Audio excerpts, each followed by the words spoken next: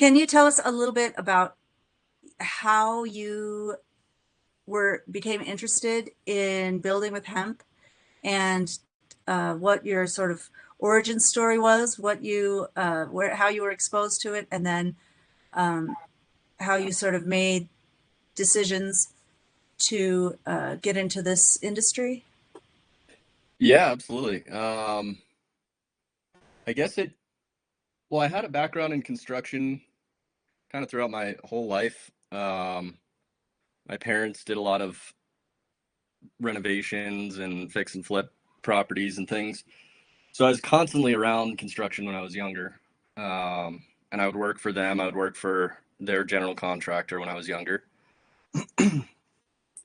And then in 2015, I started farming hemp on their property. They had a farm property in Longmont. And I started pretty small. And then the second year, we did 5 acres. And actually, the first year I started, hemp was fairly new. I think Colorado had just legalized it in 2014, and I started farming it in 2015. And so I actually started with a industrial variety, and I only grew like maybe a couple hundred plants in their backfield just to kind of get a hang of it and see how it grew. And then I was really just intrigued by all the possibilities of hemp, and so we expanded to 5 acres the following year, and we did 5 acres the following year, and then that year, Longmont had a really crazy hailstorm. We just planted 5 acres by hand with an auger, which was insanely hard to do. And then about 2 weeks later, after the plants had all taken root and everything was looking good, we got golf ball sized hail, wiped out the whole field. Every single plant was decimated. Oh my God, Um, but I mean, that's horrible. hemp grows like a weed, so essentially what the hail did was topped it, like cut the plant down at the base of the stalk, and so they just ended up growing back from the base of the stalk like bushes. And was So we that still industrial or? that was Oh, CBD uh-huh. that year, yeah, and and yeah, we still were able to harvest a crop. Um, but yeah, throughout the farming experience, I'd read The Emperor Wears No Clothes and heard of all the different uses for hemp. The 25,000 different uses. And I was really intrigued by the building materials aspect of it, and specifically the hempcrete. And so I started going down a rabbit hole and wanting to experiment with it. Um, but the issue was we couldn't find any hemp herd. We started buying it from Old Dominion. And then shortly after that, we figured out how to import it from France, the Cannabat from La Chanvière. And this was that was probably in 2018, 2017. And we just started playing around with it in an old goat barn that my parents wanted to turn into a studio. So my friend and I, Daniel Scowcroft, pretty much in our free time would just go play around with hempcrete. Um, we And you worked invested. with different binders and different uh, sort of recipes, pozzolans, etc. Right? Because I remember Yeah, seeing the goat barn. It's totally great. It belongs to yeah, somebody else now, though, right? yep, yeah. So yeah, I think I bought Will Stanwick's book at first, or maybe it was a different one, and I started to learn um, different formulas to use, and we would go down to Rio Grande, which is like a building material supplier in Denver, and pick up some lime here and there, and various sorts of pozzolan. We tried. I think we ended up doing 40 to 50 different um, mix formulations using pozzolan, cement, natural hydraulic limes. There was a company in Denver called Transmineral USA that was importing and distributing St. Estier's products. And so we ended up learning a lot through that process, like what worked and what didn't, how to tamp, how not to tamp. We really learned how not to build with hempcrete. And through Right. that process, we learned how to build with hempcrete, what works, what doesn't. And we kind of refined our own formula and our own method to install it. And we ended up insulating that whole goat barn. And then I think it was 2021 when I had the Rocky Mountain Industrial Hemp Summit at their farm. And I grew a field of hemp, of fiber hemp, but I planted it in like July 1st. So it didn't get very tall, but it was still kind of a good example of how fiber varieties grow compared to CBD varieties. And we had a bunch of people out for that event. Alex Sexsmith came out, Corbett Hefner, a couple others that I know very well now that were fairly new to the scene, as were we. And so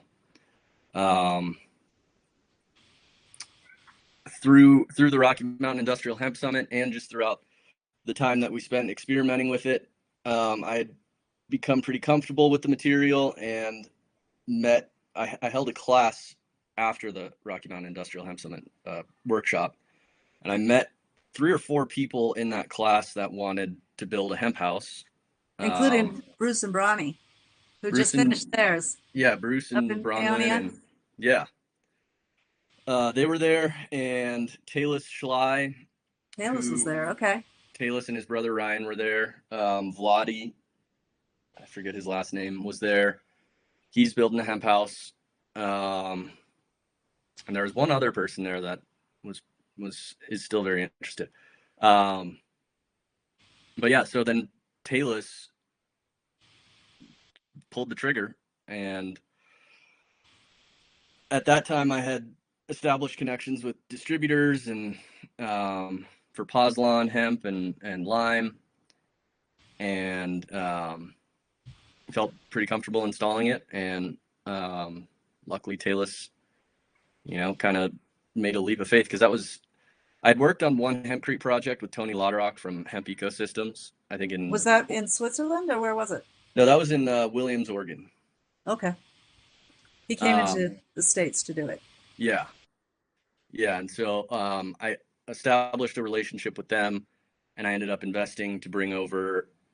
I split a container of materials with Finley Sabin, and got a mixer and a bunch of Pozlan, and I used their Pozlan. At the time, their Pozlan had been installed in thousands of cubic meters of buildings across Europe. So I felt pretty comfortable with their mix. Um,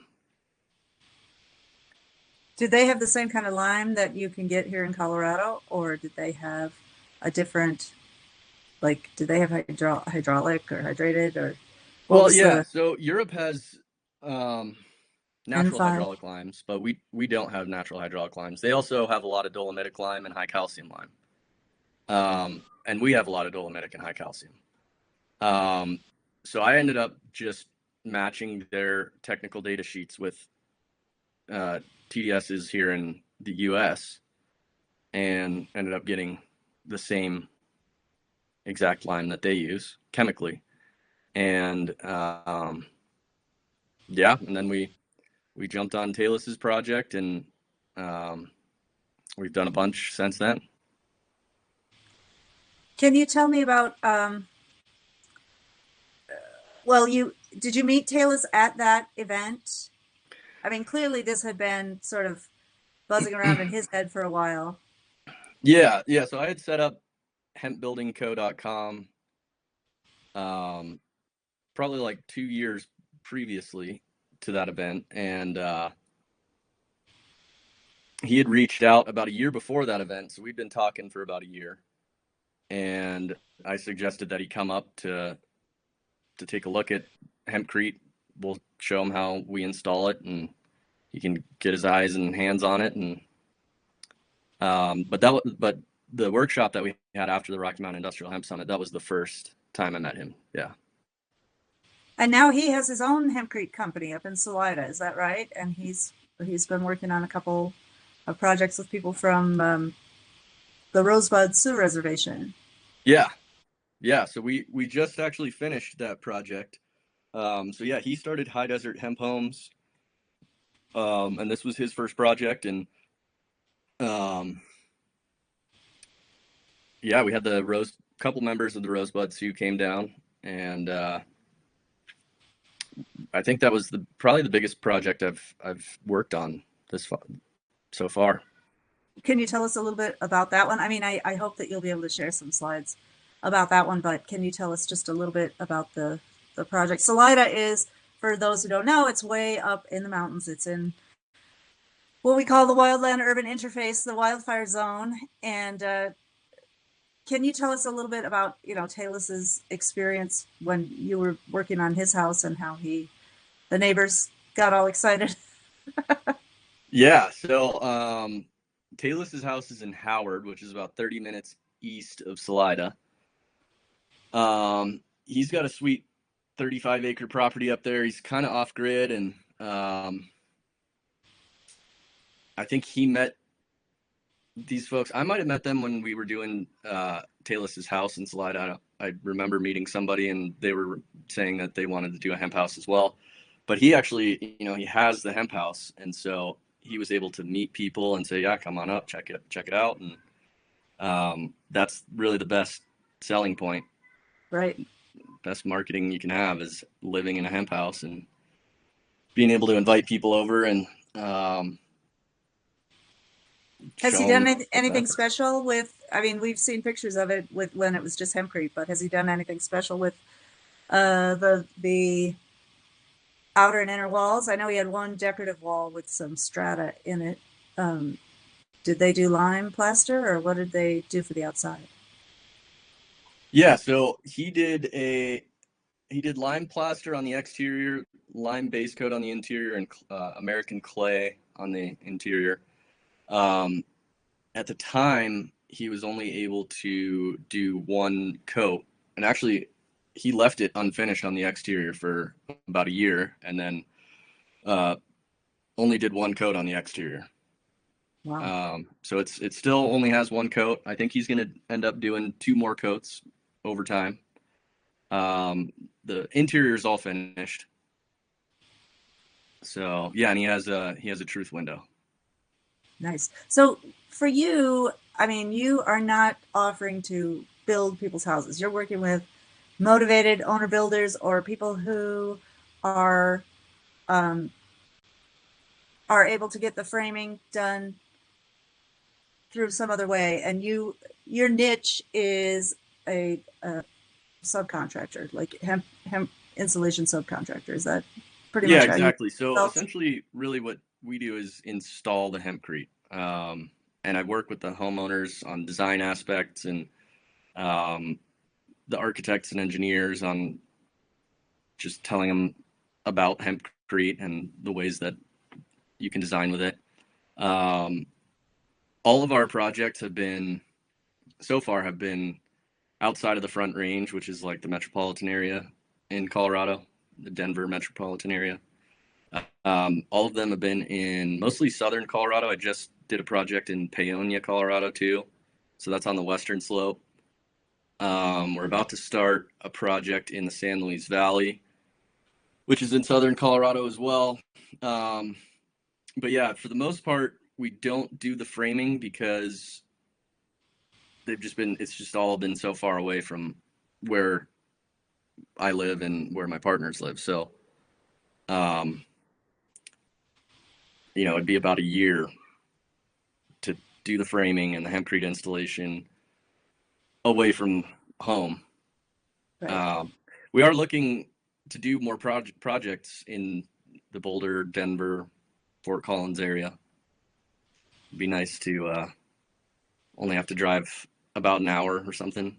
Typically, I'm driving like 3 or 4 hours and staying on site for And the you've also installation. done a lot of jumping in on other projects around the country. Can you talk about that? Because we get a lot of interest in, like, how do I get into this business? And it seems like, you're in South Carolina and some of these other projects, so you're you have been able to kind of get your hands on different things like blocks and uh, panels, etc., spray. Hmm. Yeah, we've done. I've done a project with Cameron McIntosh. That was a long time ago. I think that was 2019, maybe. I did a project in Oregon with Hemp Ecosystems. Did a project with Will Stanwicks in Charleston, South Carolina. Um, and then I've done like classes, held workshops in Kansas and Texas. Um, So, I was so if just, someone wants to become Phelan, what do they do? I mean, suppose they're living in someplace like Missouri, or there are a lot of states that have no established hemp builders in them at all. What what would you recommend? How do they sort of get into the network? yeah, I mean, so for me, I had the website up and we were selling materials for hempcrete projects, and we were open to traveling for installations, um, and all that information was on my website. And I guess I just got a lot of people reaching out through the website during the time that I've had it up, and maintained contacts over the years and established relationships with various people. And um, yeah, I mean, I'd say that's the best way to do it. That's how we've done it, is just kind of put yourself out there and see what bites, I guess. Now, when I was at that Rocky Mountain um, hemp building conference or hemp conference, we Andrew Hawks was there, and he's another person who had been active in in building, or at least in sort of hempcrete stuff.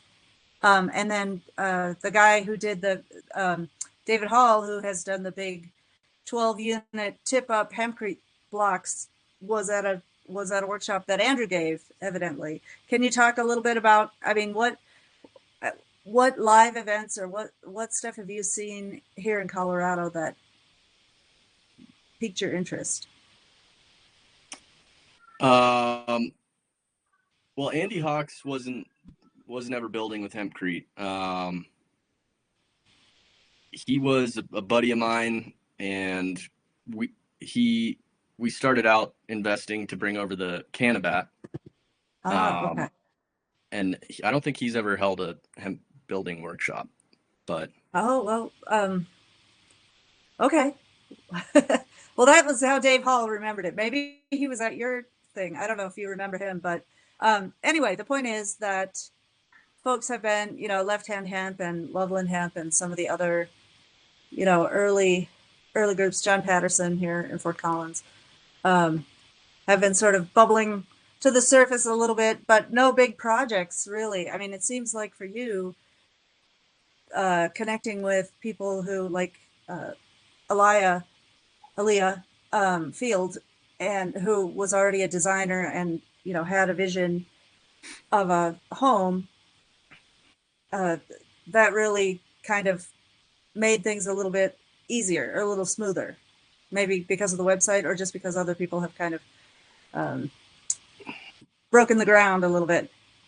yeah. So I did do John Patterson's workshop, I think in like 2018 in Fort Collins. Um, and that definitely got me started and piqued my interest. And yeah, I mean, we've just gotten lucky with the homeowners that have reached out and pulled the trigger. Aaliyah, Talus, this guy Chris Akert in Paonia.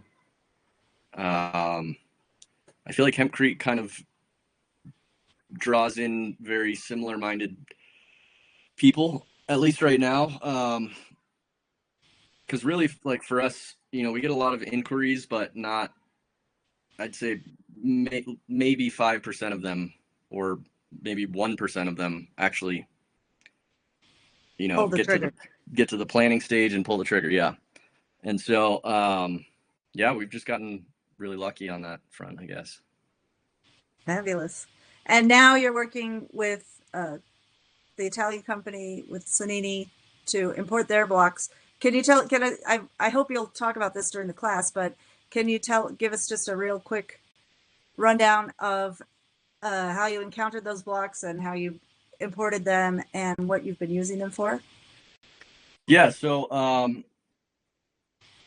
I had researched Sanini a little bit, and it was kind of just right place, right time as I was kind of researching Sanini and their product catalog and really finding out about them. Another guy that I've worked with um, told me that Will Stanwix was doing a project in South Carolina. And at the time, I didn't know he was using the Sanini blocks. He loves Uh, those. He thinks they're so much better than the ISO hemp. I mean, he told us that on a clubhouse one time when he was on, that he just felt like they were a lot easier to work with. Have you ever worked with the ISO hemp blocks? I've never worked with them. I've seen them. I've held them. But yeah, I think the Sanini blocks are amazing. They use a probiotic to cure the Lyme. It's instead of uh, pozzolanic catalyst, which creates a hydraulic set and lowers the vapor permeability of the hempcrete. And so by getting rid of the pozzolan and introducing these probiotics, you still have maximum vapor permeability, but you have pretty much the same effect as using a pozzolan, although you get curing throughout the full assembly. So It by kind of cures introducing, from the inside out. It like well, yeah, it bubble. cures throughout the whole mix because by introducing the probiotics, you introduce it into the water, and they're in a sugary solution, so it's like brewing beer.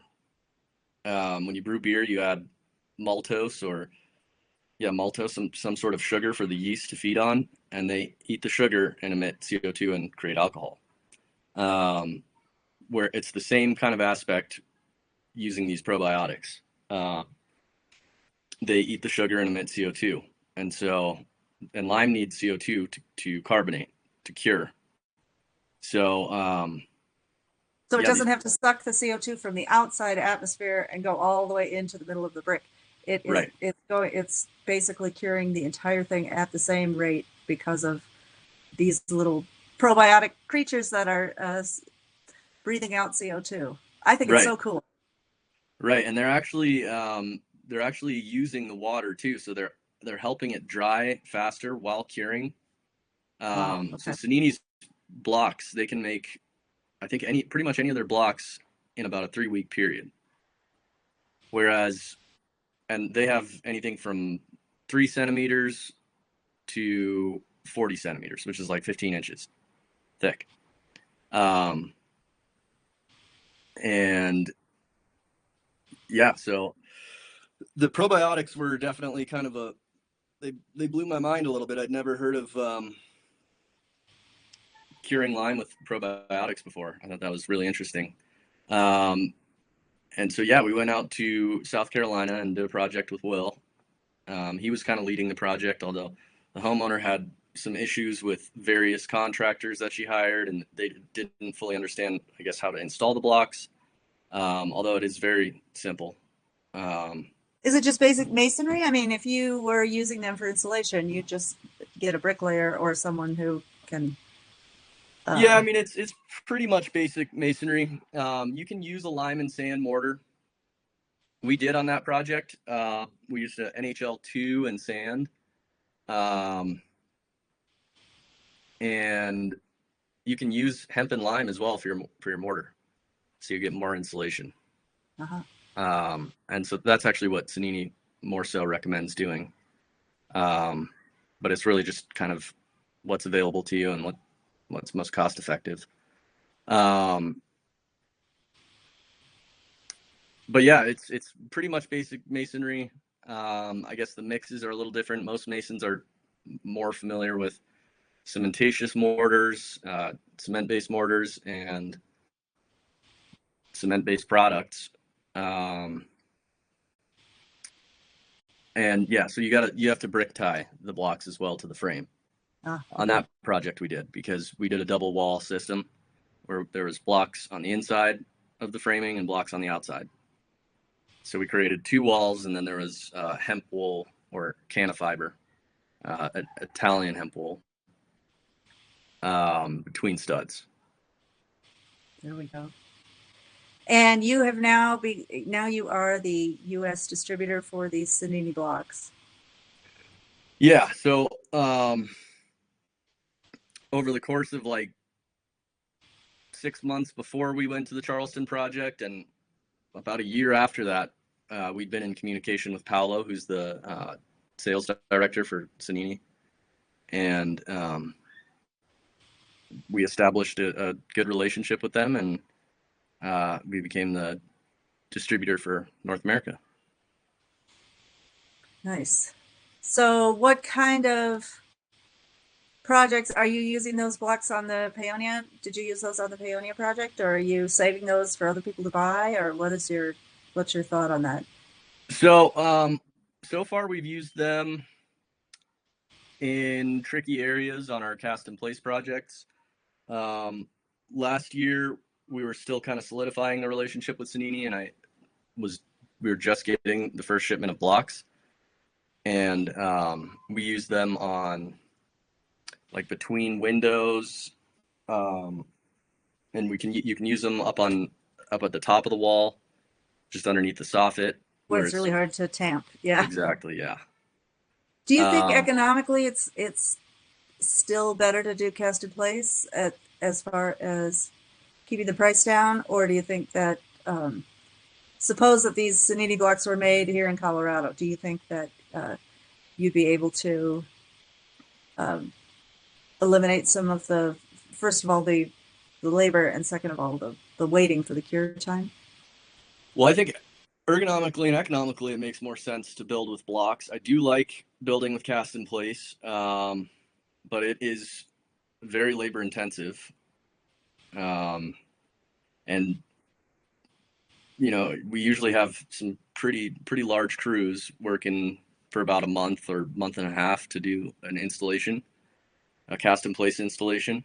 Yeah. Of a crew of about 10 people on average, 8 to 10 people. I mean, we've had 14 people on some and less on others. But yeah, I'd say about 8 people is probably kind of like the sweet spot for a cast in place project. Unless you have multiple mixers, then you could introduce more people and probably cast a lot more. Um, But just logistically dealing with 14 people, I mean, I know that you had an Airbnb and stuff up in Levada, but uh, just dealing with 14 people, especially if it's a remote area, is tough. And they need to be able to, it's like it can't be a camping situation. They need to be able to take a shower and get all that lime off of themselves. yeah, exactly. So during a cast in place project, you get real messy. Um, and if you have lime on you for too long and you get wet, you can get lime burns. Um, and so, and it's just super labor intensive, and I think that is the majority of the cost of doing a cast in place project. Um, for the hempcrete installation, I mean that's a huge portion of it. Um, and so I think building with blocks, I visited Cennini in Italy, and I got to see multiple projects that they were working on this last February. Um, so there's multiple advantages in working with the blocks, because at the time they're in northern Italy, close to the Dolomites, and we had very similar weather during the 10 days that I was there in Colorado, as Italy had, and they were building with hemp blocks in February. There we go. And when I was visiting, they were working on the footprint of the house was probably about 2,500 square feet. It was 2-story, and they had just finished the first story with hemp blocks. And it took them 2 days with 4 guys to do the whole first story. Wow. And So that's a real savings. yeah, on Aaliyah's project, that was a 1,600 square foot house. I think it was about 2,000 cubic feet of hempcrete. That took us 16 days of casting. So almost probably about 3 weeks of casting, and with 8 to 10 people regularly. Um, so yeah, I mean, That's a lot of logistics, especially up in the mountains. yeah, there's a lot of logistics getting people there and housing them, and being especially when you're out in La Vita or Paonia, having to cook dinner every night, or yeah, just the logistics are pretty crazy for projects like that. And then, um, yeah, I mean, that's another cost savings there, is that you don't need as many people. So you don't need to put as many people up, especially if they're traveling. Um, and then they don't have to be there as long. Um, so yeah, I mean, the benefits of building with the blocks is I think I've based on my calculations, it's about 25% cheaper than cast in place. Even with the imported blocks. Yeah. Yeah, there we go. Because you just need to be able to get that price down a little bit more. I mean, people are obviously willing to pay more for hempcrete, but they, you know, being able to just lower the difference between traditional construction Mm-hmm. even more is fantastic. There we go. Is this the Paonia or is this This is Levada this is Levada, yeah. This is still? when we were plastering. Wow. Nice. So what are you working on with Frank? Are you working for his company now as a hired hand, or are you doing some plastering stuff? Yeah, he just needs should I stop screen sharing? Yeah, you can stop sharing. Okay.